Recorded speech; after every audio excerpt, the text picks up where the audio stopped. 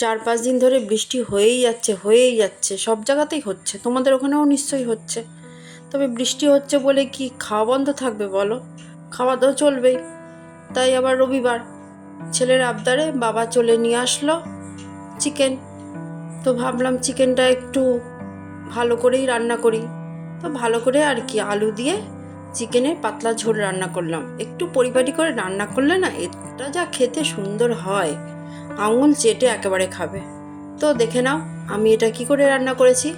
1.5 KG মতন chicken ভালো করে ধুয়ে নিয়েছি। ধুয়ে নুন, হলুদ, সর্ষে তেল পরিমাণ মতন মাখিয়ে রাখবো। এখানে আমি 1 চামচ মতন নুন আর 1 চামচ মতন হলুদ আর 2 চামচ সর্ষের তেল দিয়ে দিয়েছি। আর দিয়েছি 1 চামচ জিরের গুঁড়ো আর 1 চামচ ধনের গুঁড়ো, ব্যাস।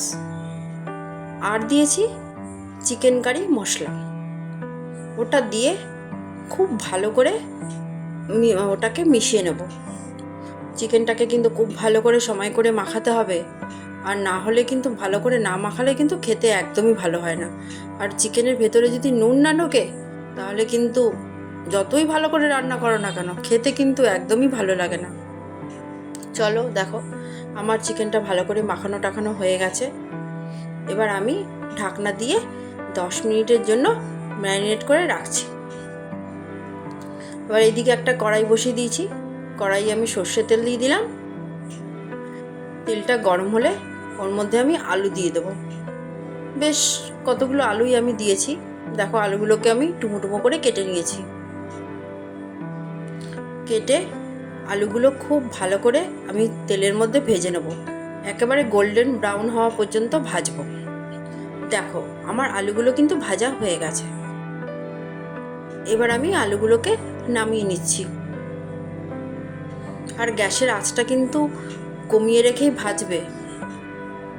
এবার আমি গরম মশলা দিয়ে দিলাম। এখানে দারচিনি, এলাচ, লবঙ্গ সবই দিয়েছি।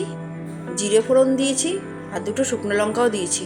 ফোড়নটা তেলে ভাজা ভাজা হলে আমি পেঁয়াজ দিয়ে দিলাম। পেঁয়াজটাকে খুব ভালো করে কুচিয়েছি। এখানে আমি 5টা পেঁয়াজ ভালো করে একদম কুচি কুচি করে কেটে নিয়েছি।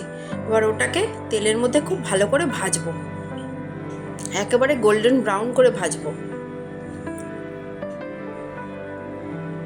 দেখো আমার কিন্তু পেঁয়াজটা ভাজা হয়ে গেছে। এবার এখানে আমি আদা আর রসুন বাটা দিয়ে দিচ্ছি।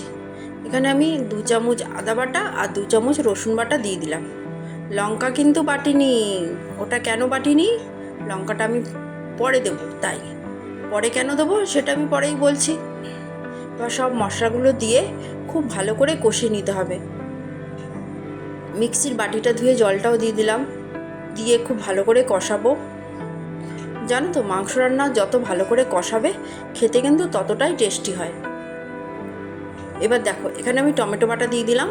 2টো মাঝারি সাইজের টমেটো আমি খুব ভালো করে মিক্সিতেই বেটে নিয়েছি, ওটা দিয়ে দিলাম। ওটা দিয়ে খুব ভালো করে আমি কষাবো। যতক্ষণ না তেলটা সেপারেট হয় ততক্ষণ অবধি কষাতে থাকবো। এবার আমি এখানে হলুদ দিয়ে দিলাম আর দিয়ে দিলাম কাশ্মীরি লঙ্কার গুঁড়ো। এতে ঝাল হবে না, সুন্দর একটা কালার আসবে। এখানে আমি 1.5 চামচ হলুদ গুঁড়ো দিয়েছি আর 1 চামচ কাশ্মীরি লঙ্কার গুঁড়ো দিয়েছি।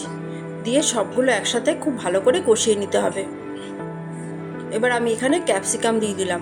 ঘরে একটা ছোটো সাইজের ক্যাপসিকাম ছিল, ওটা দিয়ে দিলাম। ক্যাপসিকাম দিলে না খাওয়ার টেস্টটাই মানে আলাদা হয়ে যায়।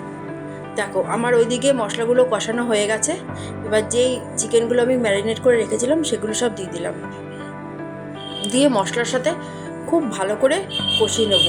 একেবারে মশলার সাথে খুব ভালো করে চিকেনগুলো না মেশাতে হবে। একটু সময় করে করবে, একটু আস্তে আস্তে রান্নাটা করবে, মানে গ্যাসের আঁচটা কমিয়ে করবে, তাহলে কিন্তু খেতে জাস্ট ফাটাফাটি হয়। এবার দেখো আমি একটু ঢেকে রাখলাম। ঢেকেই মাংসটা কষাবো। কিছুক্ষণ ঢাকা থাক। 5-7 মিনিট পর ঢাকনাটা তুলে দিলাম। দেখো জল বেরিয়েছে। ওই যেই জলটা বেরিয়েছে সেই জল দিয়েই কিন্তু চিকেনটা অনেকখানি নরম হয়ে যাবে। একটু নাড়িয়ে চাড়িয়ে নিচ্ছি।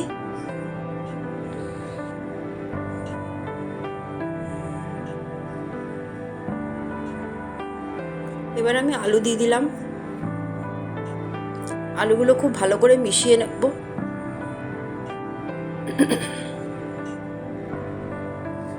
দেখো আমার মেশানো হয়ে গেছে। এবার আমি ঢেকে রাখবো 10 মিনিট মতন, ঢাকা থাক। 10 মিনিট পর ফিরে আসলাম। এবার আমি কাঁচা লঙ্কা বাটা দিলাম।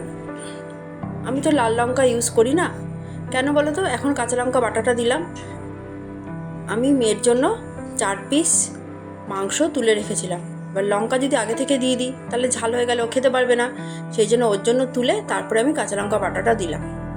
এবার দেখো জল দিয়ে দিলাম, যেহেতু এটা ঝোল ঝোল রান্না করব সেই জন্য একটু বেশি জল দিলাম। আমি এখানে 1.5 গ্লাস মতন জল দিয়েছি। আর দেখো 8-10টা মতন রসুন খোসা শুদ্ধই আমি এর মধ্যে দিয়ে দিলাম। দিয়ে একটু নাড়িয়ে চাড়িয়ে নেব। যাদের ঘরে ছোট বাচ্চা আছে, আমার মেয়ের যখন 3.5 বছর বয়স, ধরো বাচ্চারা ঝাল খেতে পারে না, এইভাবে রান্না করে দেবে, ওরা কিন্তু খুব সুন্দর করে খেয়ে নেবে।